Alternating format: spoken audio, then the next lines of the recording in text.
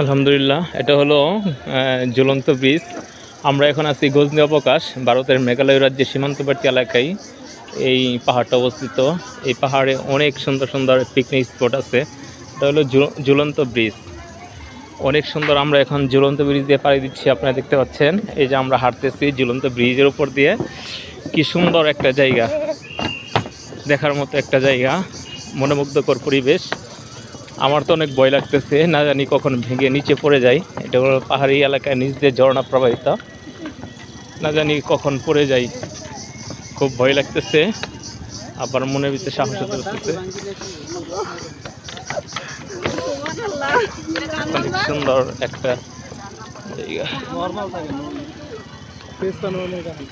এটা হলো ঝুলন্ত ব্রিজ। এই ঝুলন্ত ব্রিজ দিয়ে আমরা পাড়ি দিচ্ছি।